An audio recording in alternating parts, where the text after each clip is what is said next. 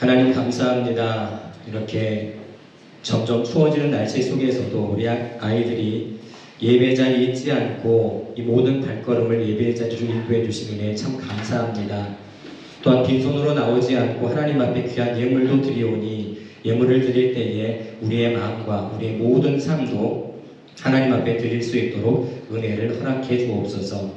이 시간 하나님의 생명의 말씀을 듣습니다. 비록 짧은 시간이지만 오늘 말씀을 통해 하나님이 어떤 분이신지 또 하나님께서 우리에게 어떠한 뜻을 갖고 어떠한 계획을 갖고 계시는지 잘 깨닫고 삶 가운데 풍성한 열매 맺는 우리 모든 친구들이 다 되게 하여 주옵소서.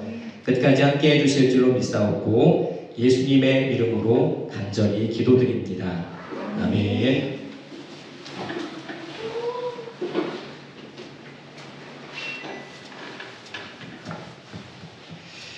예수님 이 십자가에 못 박히셨을 때 한 강도가 예수님께 이런 이야기를 했습니다. 주님, 당신의 나라에 임하실 때 나도 좀 기억해 주세요. 바꿔 말하면 주님, 나도 천국 가고 싶어요 라는 말인데 차마 그 말은 못하고 이 강도의 신분이 뭐예요? 지금까지 어떤 짓을 하고 살았죠? 강도였다면? 나쁜 짓, 때리고 훔치고 해하고 사람들을 괴롭히는 걸 평생의 직업으로 살았던 강도가 예수님이 옆에 십자가에 못 박혀 계시는데 예수님을 보니까 예수님의 말씀과 일치된 삶을 사셨던 거예요. 강도가 예수님을 보니까 저분은 그냥 말씀대로 순종하셨구나. 그 예수님을 보자마자 한 번도 지금까지 생각해 본 적 없는 영원한 천국에 대한 소망이 생긴 거예요. 요한복음 20장 30절 31절 말씀 한번 같이 한 목소리로 볼까요? 시작. 예수께서 제자들 앞에서 이 책에 기록되지 아니한 다른 표적도 많이 행하셨으나 오직 이것을 기록함은 너희로 예수께서 하나님의 아들 그리스도이심을 믿게 하려 함이요 또 너희로 믿고 그 이름을 힘입어 생명을 얻게 하려 함이라. 아멘.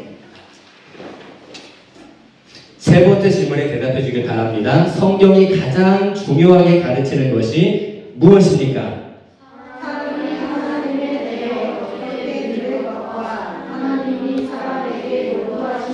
의무에 대해서 가르쳐 줍니다. 아멘. 벌써 세 번째 시간이에요. 첫 번째 시간에 사람의 제일 되는 목적이 무엇인가에 대해서 배웠고 여러분 한 목소리로 대답을 했습니다. 사람의 제일 되는 목적은 하나님을 영화롭게 하고 영원토록 그를 즐거워하는 것이다. 자, 두 번째 시간에는 내가 태어난 목적을 알았어요. 그러면 내가 하나님을 영화롭게 하고 어떻게 그분을 즐거워할까를 알려주는 유일한 규칙을 우리에게 주셨대요. 그 규칙이 뭐라고 했죠?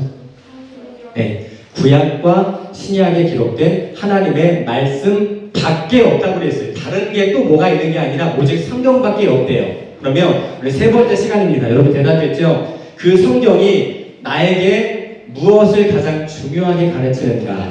그 어려운 표현이 섞여 있지만 사람이 하나님에 대해 어떻게 믿을 것과 하나님이 사람에게 요구하시는 의무에 대해서 성경이 나에게 가르쳐 준대요.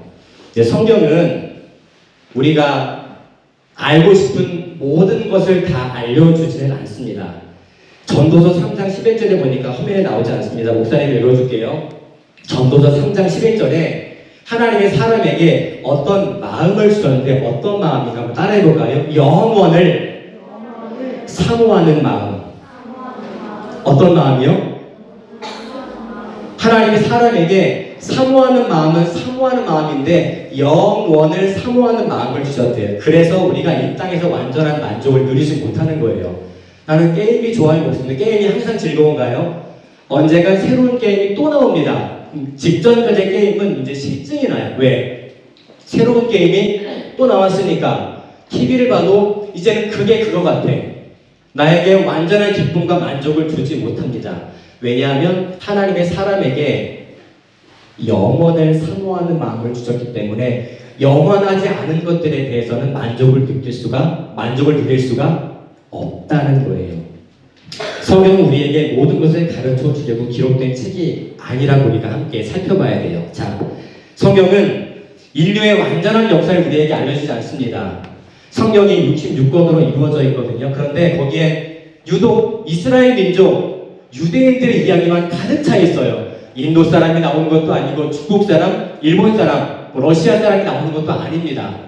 오직 이스라엘 민족이라는 대표적인 민족의 이야기가 가득하고 있어요. 성경은 모든 인류의 역사를 다 말하지 않는다는 거예요. 또 성경에 뭐 전자공학이나 물리학이나 화학 공식들이 나올까요? 그러지 않아요. 그런 얘기가 단 하나도 나오지가 않습니다. 심지어 예수님의 생김새가 어떤가, 예수님께서 가정생활을 어떻게 하셨을까, 어린 시절을 어떻게 보내셨을까, 어느 정도 교육을 받으셨을까, 신체 조건이 어떨까, 그런 이야기도 전혀 나오지가 않습니다. 여러분, 예수님의 얼굴을 생각하면 항상 떠오르는 이미지가 있죠. 예수님의 얼굴, 집에 달력이나 액자나 TV를 조금만 틀어봐도 예수님 하면 딱 떠오르는 이미지. 긴 머리에 콧날은 오독하고 키는 누가 봐도 그냥 작지가 않아요. 또 어떤 사진은 예수님 머리 뒤에 후광이 빛납니다. 빛이 나요. 그런데 성경 어디에도 예수님의 외모에 대해서, 신체 조건에 대해서 말씀하는 부분이 없어요. 유일하게 구약에 이사야 선지자가 예수님의 모습을 예언한 구절이 한 군데 딱 나옵니다. 얘기해 볼게요. 예수님의 모습을 상상해서 이 말씀을 드리고, 예수님은 마른 나무 가지 같다 라는 표현이 나와요.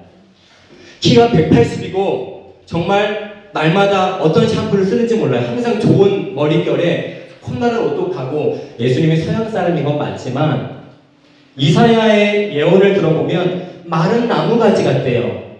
여러분이 머릿속에는 예수님의 그 사진, 이미지와 이게 비슷한가요? 틀린가요? 틀려도 너무 틀리죠.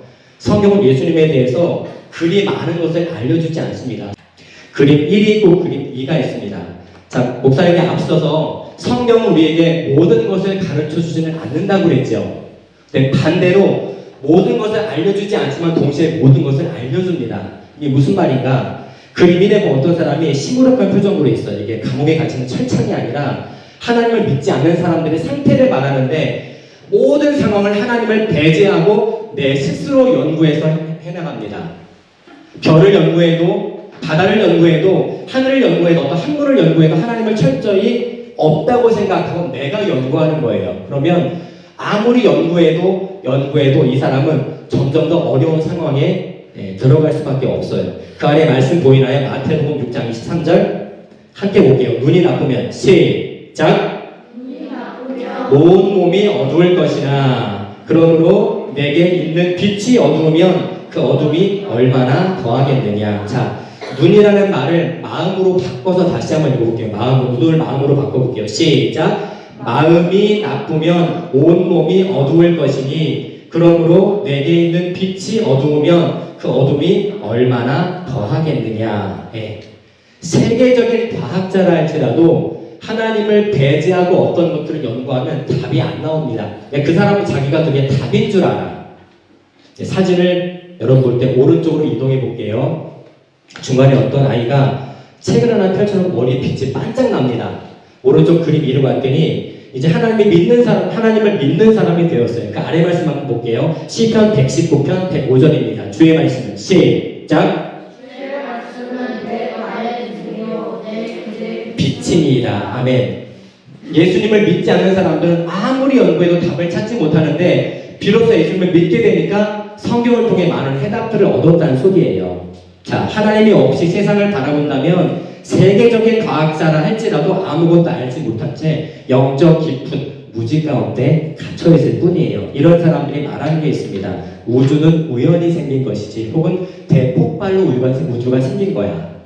지난주에 잠깐 언급했습니다. 그래, 인간의 조상은 원숭이야. 원숭이가 진화돼서 오스트랄로피테쿠스, 호모사피엔스가 돼서 지금 우리가 직립구행하는 인간이 됐어. 이렇게 말을 하는 사람들이 하나님을 믿지 않는 사람들인데, 여러분 질문이 하나 생겨요. 그러면 인간이 원숭이가 진화되어서 지금 이 모습이 됐고, 여러분 지금 또 진화하고 있어야 돼요. 등에서 날개가 나오던가 다리가 하나 더 생기던가 팔이 하나 더 생겨야 되는 정상 아닌가요? 진화가 맞다면? 근데 전 세계에서 아무도 지금 우리가 진화하지 않는 거에 대해 설명을 못합니다. 조상은 원숭이라고 말하는데 지금 우리는 여전히 인간이잖아요. 그렇죠? 더 이상 진화하지 않습니다. 설명을 못해요. 이게 하나님을 믿지 않는 사람들의 답 없는 특징이라는 거예요. 이런 사람들이 가장 많이 사용하는 표현이 있습니다. 우연, 행운.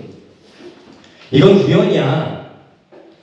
이건 내가 행운이 있어서, 운이 좋아서 그래, 행운이 있어서 그래 라는 말을 하나님을 믿지 않는 사람들은 많이 씁니다. 성령 하나님을 통해 성경을 알고 믿는 사람은 그림 2처럼 참된 빛 가운데 있기 때문에 이 땅의 모든 것은 각자 고유한 존재로서 원숭이가 아니라 하나님이 창조하셨다고 믿어집니다. 믿게 된다는 거예요. 예수 믿는 사람들은 그래서 우연, 행운 이런 말을 믿지도 않고 사용하지도 않습니다. 놀라운 것은 세상에서 가장 어리석고 미련한 사람도 말씀을 듣고 성령으로 인해 거듭나면 성경의 가르침이 믿어지고 깨달아진다는 사실이에요. 공부를 많이 해서 성경을 많이 알아지는 게 아니라 나는 성경을 많이 몰랐는데, 그동안 몰랐는데 성령님께서 내가 말씀을 들을 때 마음속에서 역사하시면 이제야 예수님의 그 십자가 사건이 이야기로 들리는 게 아니라 그분이 내 죄 때문에 죽으셨다고 실제 믿어진다는 거예요. 내 의지나 생각이 아니라 성령 하나님이 믿어지게 된다는 거죠. 그래서 이렇게 믿어진 사람들, 깨달은 사람들이 하나님을 더 알기 위해서 과학자가 됩니다. 나사에서 근무하는 어떤 기독교인이 아무리 시간 연대를 측정해도 시간이 비는 거예요. 하루가 몇 시간이죠, 여러분? 다 잘 알고 있네요. 이 하루를 아주 오래전, 몇천 년 전부터 계속 조사를 해봤는데 자꾸 시간이 비는 구간이 생기는 거예요. 이게 왜 그러지? 24시간, 하루하루 그냥 정상적으로 왔다면 시간이 빌 리가 없는데 하루가 빕니다. 성경에 해가 멈춘 사건이 등장을 하거든요. 그걸 찾아낸 거예요, 이 과학자가. 아, 하나님은 모두 멈추시는 분이구나. 하늘에 떠있는 해도 멈추시는 분이구나. 하나님은 살아계시는 분이구나 라는 사실을 과학적인 그런 데이터를 통해서 결정돼서 알아냈다는 거예요. 사람을 향한 하나님의 역사가 어떠한지를 연구하기 위해서 역사가도 되는 사람들이 있습니다. 단지 역사가 궁금해서 역사를 공부하는 게 아니라 하나님이 여러분의 삶 가운데 어떻게 역사하시는가가 궁금해서 직업을 역사가로 선택하는 사람들이 있어요. 오직 성경이라는 수단을 통해서 성령 하나님께서 나에게 믿음을 주셔야 비로소 이 땅에서 하나님이 원하시는 대로 살 수가 있다는 거예요. 자, 성경이 가장 중요하게 가르치는 두 가지를 아까 질문에 대한 대답을 통해 살펴봤습니다. 성령은 우리에게 어떤 걸 가르쳐 준다고 그랬죠? 가장 중요하게 가르치는 두 가지. 내가 하나님을 어떻게 믿을 것과 그 하나님이 나에게 무엇을 원하시는가. 사실 어른들이었다면 더 설명하고 싶은데 여기까지만 할게요. 이거를 하나님을 내가 어떻게 믿을 것, 이 한 가지, 그리고 그 하나님을 내가 믿어 이제. 아, 하나님이 그런 분이구나. 전능하시네. 지혜가 완전하시네. 어디에든 존재하시네. 그분을 내가 알았다면, 믿게 됐다면, 그분이 나에게 뭔가 원하시는 게 있다는 사실을 깨닫게 돼요. 이거를 10가지로 늘려놓으면 10계명이 됩니다. 우리가 아직 어리지만, 어려도 어린 시절부터 말씀으로 양육받는 건 굉장히 중요합니다.